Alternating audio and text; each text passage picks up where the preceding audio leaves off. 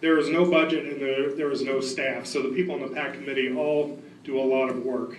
And Sarah right over here works for the ride. Sarah, do you mind raising your, I have to embarrass somebody. And Cornelius is up in the front row, so I appreciate all the work that they do and the patience they have with me, because, you know, I'm only human and we're kind of feeling our way through the process and trying to improve things here. So, of course, the PAC is made up, the purpose of the PAC, of course, is to report to the RTA on transportation matters amongst the 4 providers. So we sit down every month and we talk and we work on issues. And the providers, of course, are the RIDE, DDOT, People Mover, and SMART. We've been meeting monthly since the summer of summer 2013. And really, we have been the most active of the RTA committees. And again, that's because of no budget and no staff. And we're anxiously awaiting a budget and some staff, hopefully staff. Amen. So, you know, we do a little bit of everything. Of course, we gather performance data that we put together for the report to the state legislature every year. We just found out we had to do that. We put that together the last 2 months. There was a committee that was chaired by one of our representatives from the RIDE that put together fixed route performance standards. Well, we were told about a month beforehand we had to report to the legislature, and we had really no reporting standards to go by, so we had to develop those. They did an excellent job, and I'm going to show them to you later, but we really concentrate on the projects that really mean the most impact to the region. And of course, because we have no money, we try to do the projects that have the most impact that don't cost anything. And the first thing I think that we recognize performance measures were the things that could have immediate impact without really any expense. So, you know, we did many things. I'll go through the projects first, but we developed, of course, fixed route performance standards. We're in the process of developing paratransit standards for the small buses, working on development of a system map that would have all the transit systems on one map together, which would be very nice. We're working on a fare coordination study to see if there's a way we can integrate fares on the 4 systems so you can interchange between systems fairly seamlessly. We also have worked on distribution of federal funds, which is an interesting topic and very competitive. And we developed the Unified Work Program, which is really the planning program for the region, and its purpose is to make sure that agencies aren't duplicating planning efforts. And we also developed the work calendar for the RTA. So we've done a little bit. We've done a lot of little things beyond that we're not going to talk about tonight. But on the next slide, you'll see there's a chart. It's the... Oh, you're on that. I'm doing the PAC update. It's about 3 or 4 back. Oh, main slide? The PAC.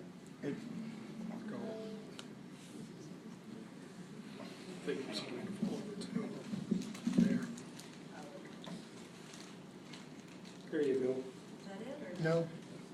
No, that's not it. Nope, that's the first one.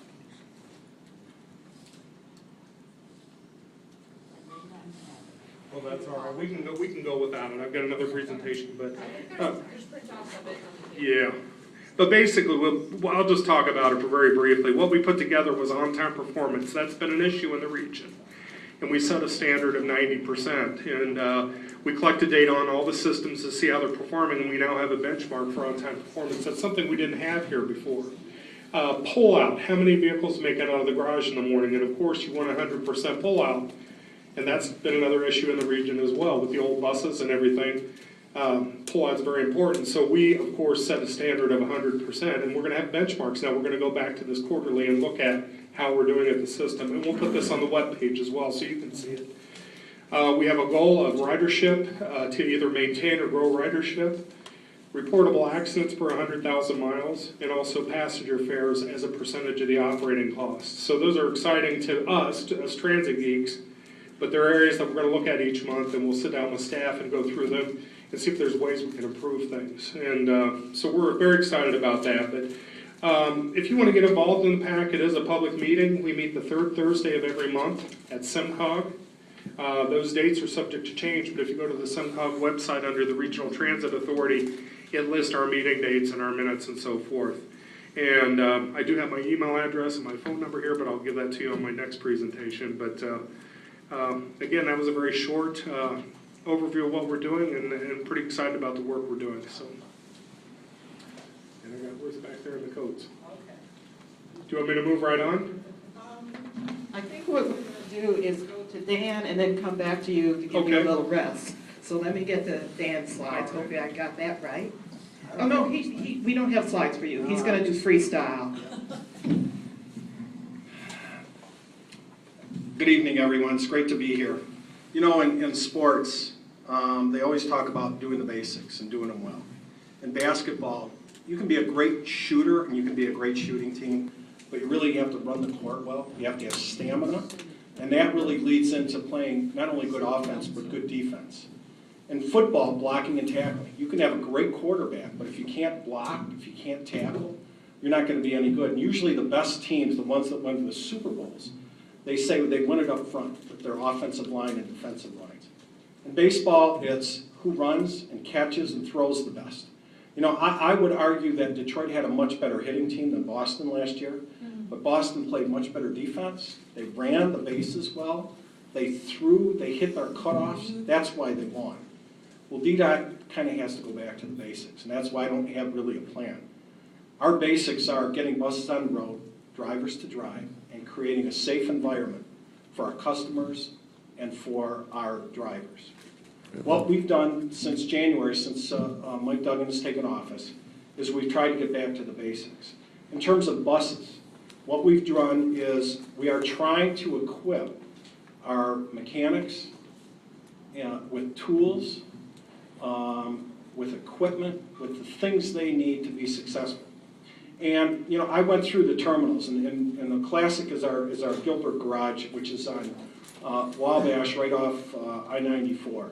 First time I walked through there, no one would give me any information. I'd say, just give me a list. They'd complain.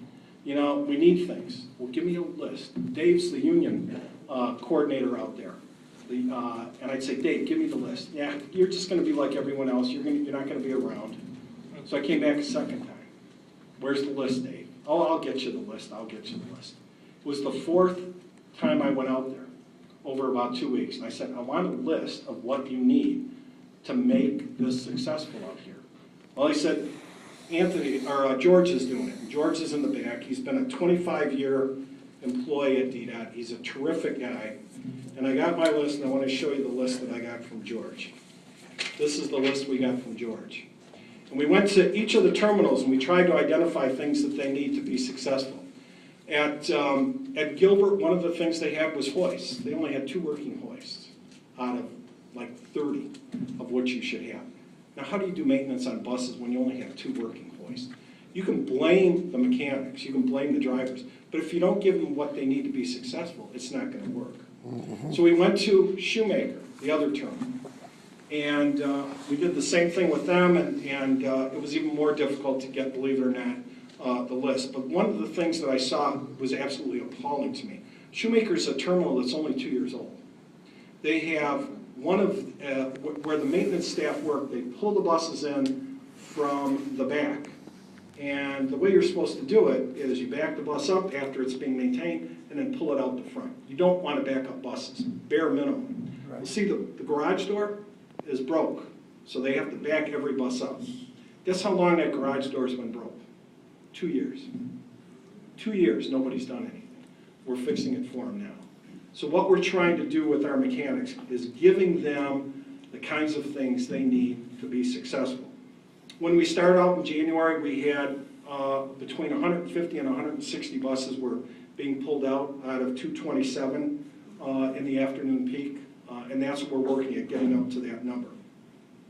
Well, we finally received the list, and I could show you a couple more lists that we have. This one was from our quality control department. We have other lists coming in. They're finally believing that we're going to give them what they want, and we're actually giving them the types of things that they need. We're also providing them training. We're going back, retraining them on both Cummins and Detroit diesel engine. We've had them in.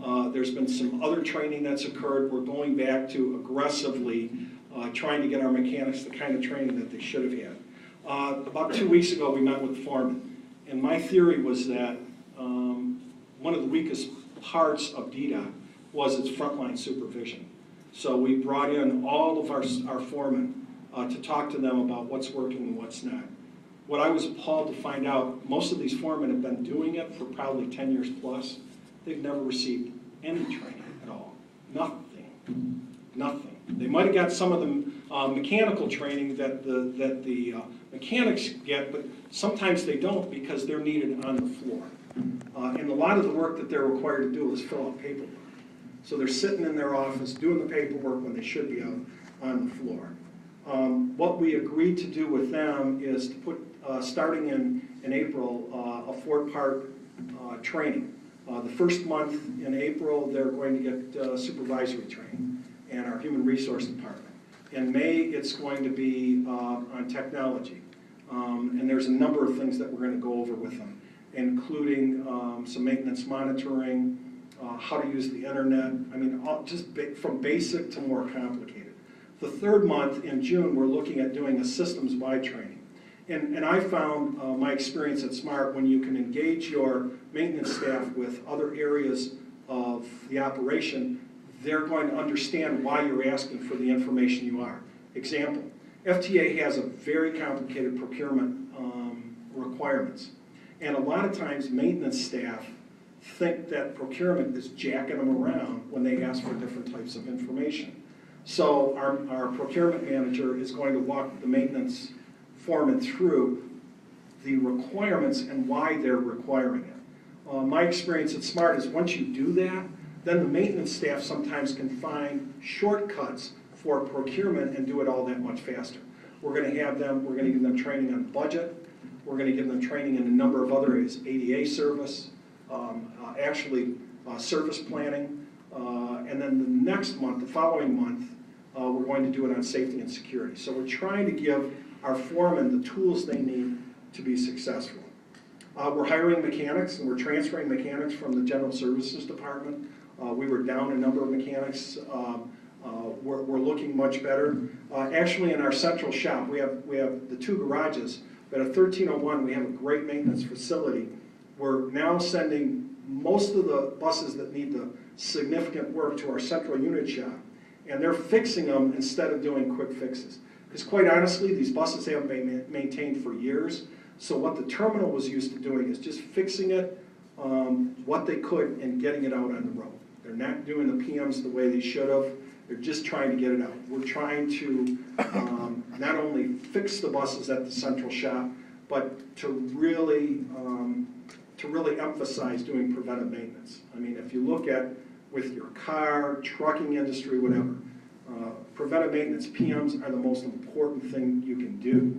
And it's one of the reasons I know that SMART's still running the older buses, even though they should have been retired, is because they've kept up on the maintenance all these years. As a result of that effort, we've been able to jump into the 180s from the 150 to 160. We're now doing, on a regular basis, our average last week was like 182. We have days where we're hitting 195, so we're creeping up, not as fast as we'd like, but we're making some progress. The mayor has sent a letter to the Secretary of Transportation requesting 50 new buses. One of the advantages that I had, I was doing some consulting work after I left SMART, and I had to work close with FTA. And they have some funds buried that they don't like a lot of people to know about.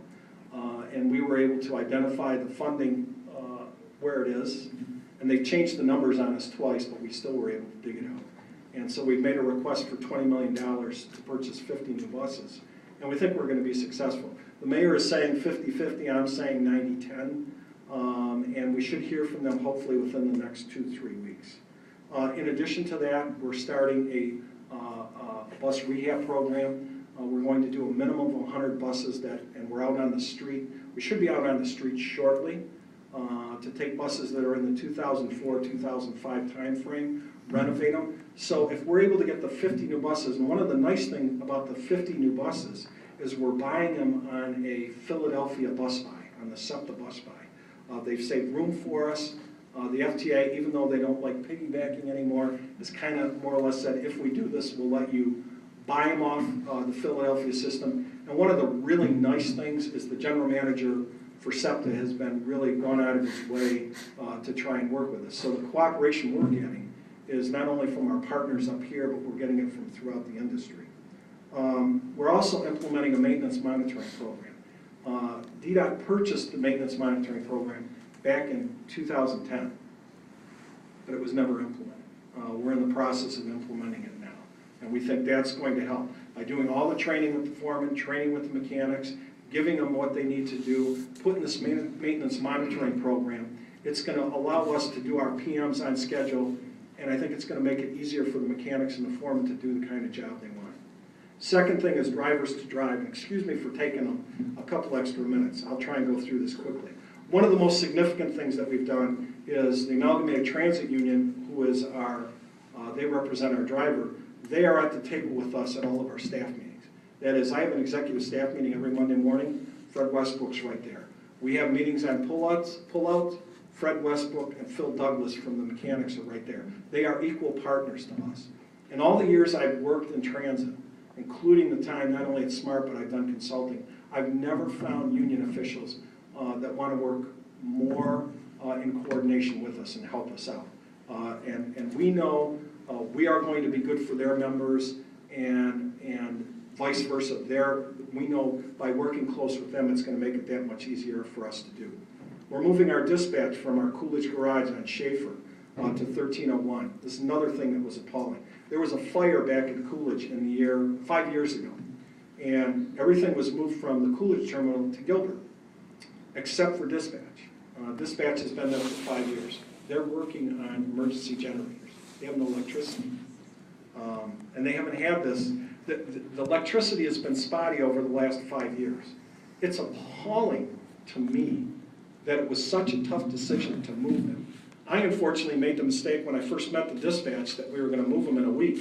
And then I found out that DDOT didn't have a service contract with Motorola or anything else. And so that process has taken us a little bit longer, but by June they're going to be at our headquarters, which I think is going to do us well. We're also looking at providing dispatch or giving dispatch more responsibilities of the day-to-day operation. When buses bunch, they'll be able to see it, and they'll be able to make adjustments much quicker than they can on the road. There's still a little debate among operations staff, but that's kind of where I want to go. I really, when you have good dispatchers, and I think DDOT does, and with an AVL system, they can manage that, I think, for the most part, a little bit better, so we're looking at that area. In terms of safety, what are we doing from the safety perspective? We have 50 buses with cameras. Thanks to our friends at SMART, we were able to get on their buy. We have received a bid for the remaining fleet, so we hope to have all our buses equipped with cameras by the end of the summer. And we're in the process of hiring transit police, the first of who should be on duty fairly soon. I don't have a specific date. In addition to that, we are correcting our ADA service. We are on the street with that contract.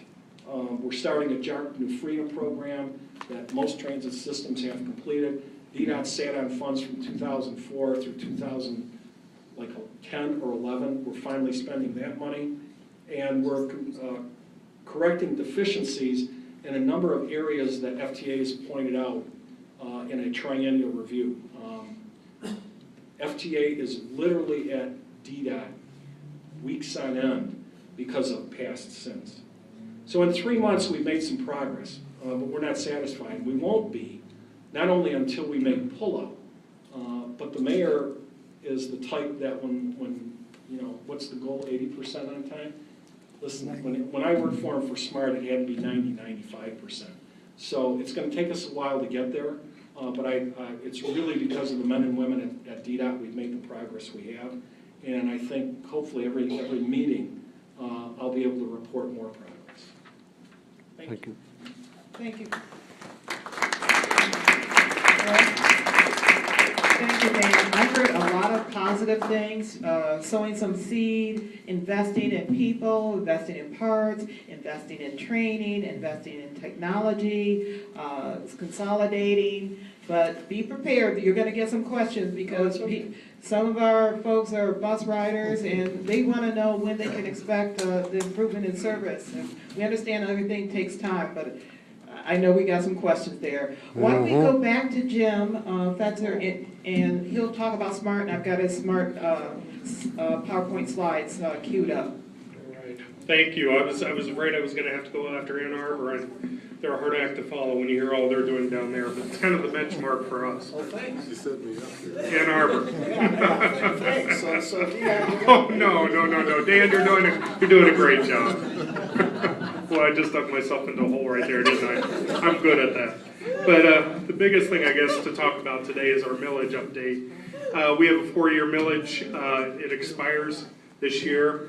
We're going to be asking the voters to vote again on August 5th. And from what I understand, the Smart Board is not asking for the millage increase. It's the counties. So we're April 17th, all 3 counties will be deciding if they're going to put a 1.0 millage question on the ballot. That would take us from 0.59 to 1 mil. It would be significant for us. It would allow us to buy new equipment, eliminate a deficit, and perhaps enhance services. We do have capital issues. I mean, we have old buses. There's no doubt about that. And another exciting thing is that we actually added a new member community this go around, which is always good when you add, not subtract. In Oakland and Wayne County, we're an opt-in, opt-out system, so communities can decide to be in or out. And Latham Village in Oakland County just decided to opt in, so that's a small victory for us. So we're happy about that. On the connector side, or paratransit side, we put in new software. It's really made a big difference in our scheduling system. We now have automated phone calls that go out to all passengers the night before. That reminds them of their trip time and ask if they want to take the trip or do they need to change their trip. We also have phone calls that go out when the vehicle is arriving or getting near to their house, and it calls and said the vehicle is within a certain distance of your house, it's going to be there shortly. We now have online scheduling where clients can sign up to do their scheduling online without talking to any customer service agents. And of course, with the new software, we're getting better scheduling. We also have turn-by-turn directions on the vehicles for the drivers. We have a large service area, 1,200 square miles, and I can tell you that is so important that drivers have guidance because nobody knows every square inch of this county or these 3 counties. So that's worked out really well. Dan talked a little bit about cameras. We are installing cameras as well, and that was a joint project between the 2 of us. We both recognize that we need to enhance security on our buses. We have them on 2/3 of our fixed route fleet right now, and we're installing them right now in Macomb, so we'll have them on our fixed route fleet within about 2 weeks. And I'm going to start putting them on connector, but I can tell you, having worked in other systems, I knew the positive effect this would have. Our complaints have dropped, and I guess when Big Brother is watching, people behave. So our complaints have dropped dramatically. I'm getting less calls, less complaints about rude drivers.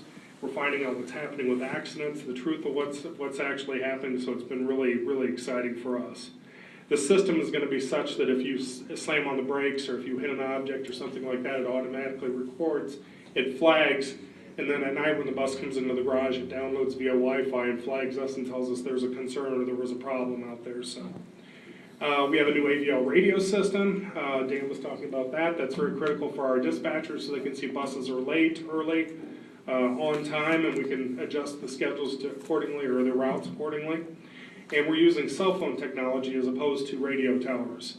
We had a big problem with the 3 counties of where we were in blackout areas. We would have a bus park in front of an address to pick someone up, and they'd place a call in. They couldn't get the person to come out of the house or whatever, and never get a radio call back. So it's a huge problem, and that's been eliminated. So our radio system also includes our new AVL system, includes passenger counters. Automatically changes the fare box and the destination signs on the buses, and does automatic passenger counting as well. On the vehicle and shelter side, we just ordered a lot of new bus shelters and put about 50 out there. We are putting solar-powered lighted shelters out in the system now. We've got about 3 or 4 out right now. We're excited about that.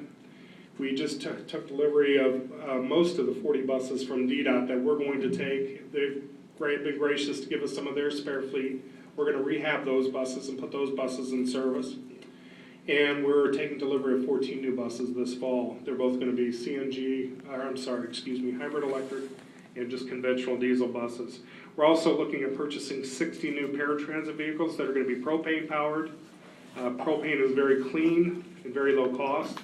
So we anticipate a lot of significant savings there. And we're also investigating putting CNG on parts of our fleet right now. So that's something we're excited about. You mean the joint one? Yeah. Well, No, yeah. Right now, we talk. No, we meet with DDOT. You know, you hear a lot about there's no coordination, people don't talk to each other. We do coordinate, we meet all the time, we talk all the time. And since Dan's been there, we've been talking a lot more. But right now, we're talking about putting in bus shelters where we have key transfer areas and joint shelters. So, you know, DDOT and smart passengers, when they're transferring between buses, they don't have to wait outside. And we're also looking at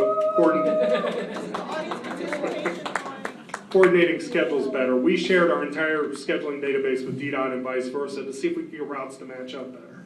So, you know, there's been a lot of exciting coordination going on. Other things we're doing, just little kind of boring things, but we're putting new roofs on 2 of our facilities. Our roofs are in terrible shape. We had actually a portion of our roof at the Wayne facility collapse at one point. We haven't had the money to fix those things. And also, we put new garage doors in, 100 garage doors, and new lighting in our entire, all 3 maintenance garages. We cut our utility bills by 40% by doing those 2 things. So, on the coordination side, what we've been doing, of course, everybody's been meeting in the PAC meetings. All the providers sit down together and talk. We have regular meetings with DDOT. We always did them on a quarterly basis, but since Dan's been there, I think we've increased that even more. We meet with AATA, the RIDE, on a regular basis because we do have routes that actually connect. And we've been meeting with them pretty frequently on airport issues, and then we just have general meetings to talk about services and so forth. We meet with Flint MTA on a quarterly basis because we connect with them at Great Lakes Crossing. We also meet with Blue Water Transit because we have a route in the north end of Macomb that transfers there. We also share on specifications of project, which I think was a big thing. Dan talked about the cameras. That was a joint project, which really worked out well for both of us. So, you know, when you say we don't coordinate, there's a lot that's going on behind the door. Could there be more? Yeah, but I think we're really getting there. So with that, I guess I'm finished. Thank you. I am still excited by all that I'm hearing. I'm hearing things I had never heard before, so I'm very excited. I hope you're excited. We're looking forward for more improvement, but we want to lift up and celebrate the coordination improvement, the communication between providers that had occurred in the past but is continuing to occur or going to a higher level. At this point, I would like to reintroduce you to Ernest Latham from the People Mover and talk about some of the great things that they're doing or planning to do this year.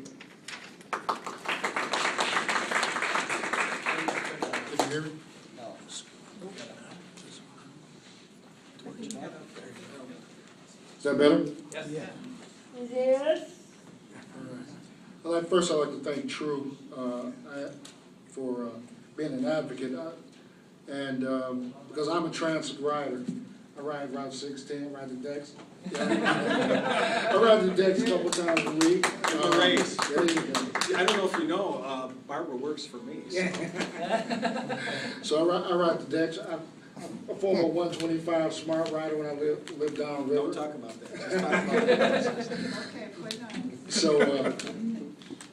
So with that, I really appreciate the effort that True's putting in, because the people do need to be heard, and need to know that there's a presence there for them, and not just us, taking federal or city dollars and just running. The things we're doing at DPM. One of the things that now I understand why they put me up here. They just threw me literally under the bus. We're going to crank up our service from a normal 4-train service. We're at the end coming near the end of our overhaul process. We're going to go up to 5, and what that'll do is it's going to cut our headways in half. We're running about 3 to 5 now. It's going to knock us down right in that minute and a half, 2-minute range for a weight per train. So I think that'll be great for our passengers. It'll be great for economic development, people that want to go grab a burger, grab lunch. It'll be even easier for them to get around downtown. And one other thing that's going to happen for our partners at M1, as you guys go into that construction phase, Woodward's going to be a little tight. So we'll be able to help some people move around from parking structures or whatever, getting from one side of the downtown area to the other. So we look forward to working with you on that as you guys start putting the shovel in the ground and get moving. The big thing that I'm really happy about that's got me tickled to death is Grand Circus Park Station.